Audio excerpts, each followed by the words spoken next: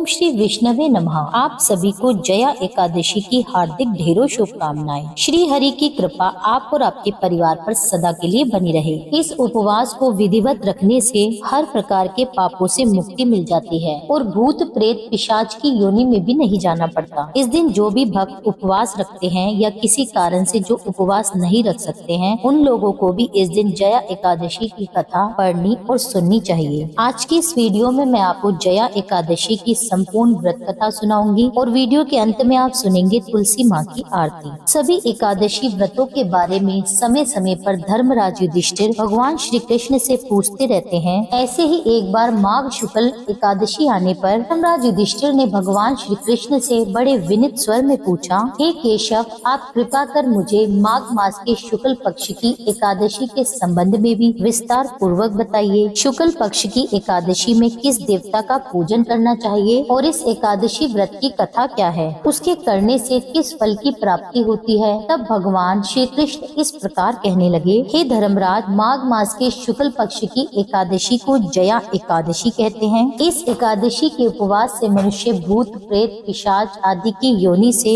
मुक्त हो जाता है। अतः इस एकादशी के उपवास को विधि अनुसार करना चाहिए। अब मैं तुमसे जया एकादशी के व्रत की कथा कहता हूँ, ध्यान पूर्वक श्रवण करो। एक समय देवताओं के राजा देवराज इंद्र नंदन वन में भ्रमण कर रहे थे। चारों तरफ उत्सव का वातावरण था। गंधर्व गीत गा रहे थे और गंधर्व कन्याएं नृत्य कर रही थीं। वहीं पुष्पवती नामक गंधर्व कन्या ने माल्यवान नामक गंधर्व को देखा और उस पर आसक्त होकर अपने हाव भाव से उसे रिझाने का प्रयास करने लगी। माल्यवान भी उस गंधर्व कन्या पर आसक्त होकर अपने गायन का सुर ताल भूल गया, जिससे संगीत की लय टूट गई और संगीत का सारा आनंद बेकार हो गया। सभा में उपस्थित सभी देवगणों को यह बहुत बुरा लगा। ये देखकर देवेंद्र भी रुष्ट हो गए। संगीत एक पवित्र साधना है और इस साधना को भ्रष्ट करना बड़ा भारी पाप है। इसी कारण देवराज इंद्र ने पुष्पवती और माल्यवान को तुरंत ही श्राप दे डाला कि संगीत की साधना को अपवित्र करने वाले माल्यवान और पुष्पवती, तुमने देवी सरस्वती का घोर अपमान किया है, इसलिए तुम्हें मृत्यु लोक में जाना पड़ेगा। गुरुजनों की सभा में असंयम और लज्जाजनक प्रदर्शन करके तुमने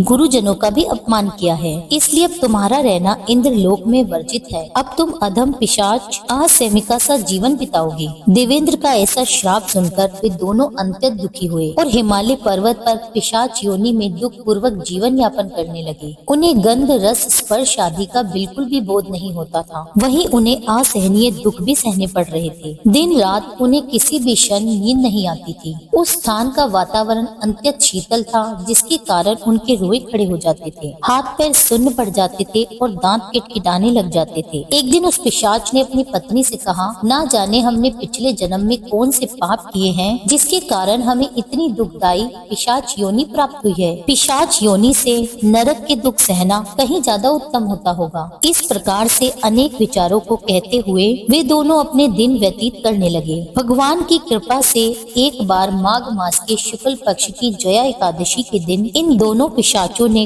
कुछ भी पूजन नहीं किया और ना ही कोई पाप कर्म किया। उस दिन इन्होंने केवल फल फूल खाकर ही अपना दिन बिताया और महान दुख के साथ पीपल के वृक्ष के नीचे विश्राम करने लगे। उस दिन सूर्य भगवान अस्ताचल को जा रहे थे, अर्थात अस्त हो रहे थे। वह रात उन दोनों ने बड़ी कठिनता से काटी। दूसरे दिन प्रातः काल होते ही प्रभु की कृपा से इन दोनों की पिशाच योनि से मुक्ति हो गई और पुनः अपनी अत्यंत सुंदर अप्सरा और गंधर्व की देह धारण करके तथा सुंदर वस्त्रों और आभूषणों से अलंकृत होकर वे दोनों ही स्वर्ग लोक को चले गए। उस समय आकाश में देवगण और गंधर्व इनकी स्तुति करने लगे। फिर नागलोक में जाकर इन दोनों ने देवेंद्र को दंडवत प्रणाम किया। देवेंद्र को भी इन दोनों के इन दिव्य रूप को देखकर महान आश्चर्य हुआ। तब उन्होंने महान आश्चर्य के साथ इन दोनों से पूछा कि तुम दोनों को पिशाच योनि से किस प्रकार से मुक्ति मिली, उसका सारा वृतांत मुझे भी बताओ। देवेंद्र की बात सुनकर माल्यवान कहने लगा, हे देवताओं के राजा इंद्र, श्री हरि की कृपा तथा जया एकादशी व्रत के पुण्य से हमें पिशाच योनि से मुक्ति मिली है। देवराज कहने लगे, माल्यवान, एकादशी व्रत करने से और भगवान श्री हरि की कृपा से तुम दोनों ही पिशाच योनि को छोड़कर अत्यंत पवित्र हो गए हो, इसलिए हम लोगों के लिए भी वंदनीय हो गए हो, क्योंकि शिव और विष्णु भक्त हम देवताओं की वंदना करने योग्य हैं। अतः आप दोनों ही धन्य हैं। अब आप प्रसन्नता पूर्वक देवलोक में निवास कर सकते हैं। इस कथा को सुनाकर भगवान श्री कृष्ण धर्मराज से कहने लगे, हे धर्मराज युधिष्ठिर, इस जया एकादशी के उपवास से कुयोनि से सहज मुक्ति मिल जाती है। जो मनुष्य अपने जीवन में इस एकादशी का व्रत कर लेता है, उसने मानो सभी तप यज्ञ दान आदि कर लिए हों। जो मनुष्य श्रद्धा पूर्वक जया एकादशी का व्रत रखते हैं, वे अवश्य ही सहस्त्र वर्षों तक स्वर्ग में वास करते हैं। ऐसा कहकर भगवान श्री कृष्ण मौन हो गए। हरे कृष्णा, आज की कथा यही संपूर्ण होती है। अब सुनिए श्री तुलसी चालीसा का पाठ। श्री तुलसी महारानी करु विनय सिर नाय, जो मम हो संकट विकट दीजिए मात नशाय। नमो नमो तुलसी महारानी, महिमा अमित न जाए बखानी। दियो विष्णु तुमको सन्माना, जग में छायो सो यश महाना। विष्णु प्रिया जय जयति भवानी, तिहु लोक की हो सुखानी। भगवत पूजा कर जो कोई, बिना तुम्हारे सफल न होई। जिन घर तब नहीं होए निवासा, उस पर करई विष्णु नहीं बासा। करे सदा जो तव नित सुमिरन, तेह के काज होए सब पूरन। कार्तिक मास महात्म तुम्हारा, ताको जानत सब संसारा। तब पूजन जो करे कुवारी, पावे सुंदर वर सुकुमारी। कर जो पूजन प्रति नारी, सुख संपत्ति से होए सुखारी। वृद्धा नारी करे जो पूजन, मिले भक्ति हो वे पुलकित मन। श्रद्धा से पूजे जो कोई, भवनिधि से तर जावे सोई। कथा भागवत यज्ञ करावे, तुम भी नहीं सफलता पावे। थायो तब प्रताप जग भारी, ध्यावत तुम्हें सकल चितधारी।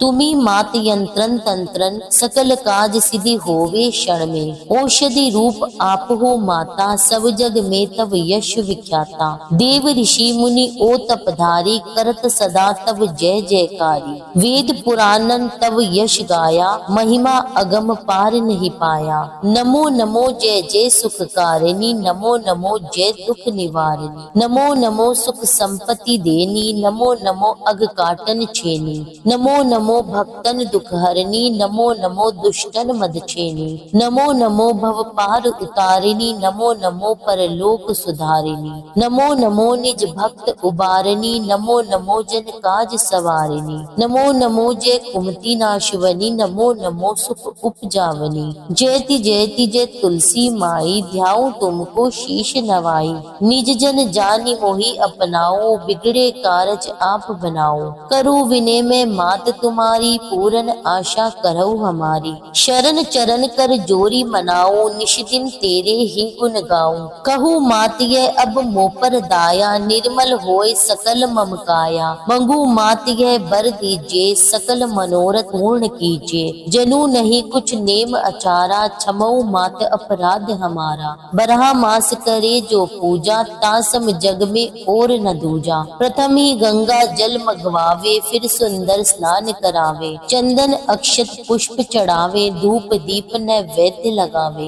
करे आचमन गंगा जल से, ध्यान करे हृदय निर्मल से। पाठ करे फिर चालीसा की, स्तुति करे माता तुलसा की। यह विधि पूजा करे हमेशा, ताके तन नहीं रहे कलेशा। करे मास कार्तिक का साधन, सोवे नित्य पवित्र सिद्ध हुई जाही। है ये कथा महा सुखदाई, पढ़े सुने जो भव तर जाई। तुलसी मैया तुम कल्याणी, तुमरी महिमा सब जग जानी। भावना तुझे माँ नित्य नित्य ध्यावे, गा गा कर माँ तुझे रिझावे। यह श्री तुलसी चालीसा पाठ करे जो कोय, गोविंद सो फल पावै जो मन इच्छा होए। अब सुनिए तुलसी जी की आरती। तुलसा महारानी नमो नमो, हरि की पटरानी नमो नमो। कौन से महीने में बोई रानी तुलसा, तो कौन से महीने में हुई हरियाली। नमो नमो तुलसा महारानी, नमो नमो हरि की पटरानी नमो नमो। आषाढ़ के महीने में बोई रानी तुलसा, तो सावन मास में हुई हरियाली। नमो नमो तुलसा महारानी, नमो नमो हरि की पटरानी नमो नमो। कौन से महीने में हुई तेरी पूजा, तो कौन से महीने में हुई पटरानी। नमो नमो हरि की पटरानी नमो नमो। कार्तिक के महीने में हुई मेरी पूजा, तो मंगशीर मास हुई पटरानी। नमो नमो तुलसा महारानी नमो नमो। धूप दीप नैवेद्य आरती तो पुष्पन की बरसानी नमो नमो। हर की पटरानी नमो नमो। 56 भोग 36 व्यंजन तो बिन तुलसा हर एक न मानी नमो नमो। तुलसा महारानी नमो नमो। हर की पटरानी नमो नमो। जो कोई तुलसा को सवेरे गाए श्री कृष्ण के दर्शन पाए। जो कोई तुलसा को दोपहर को गाए तो श्री खीर खांड के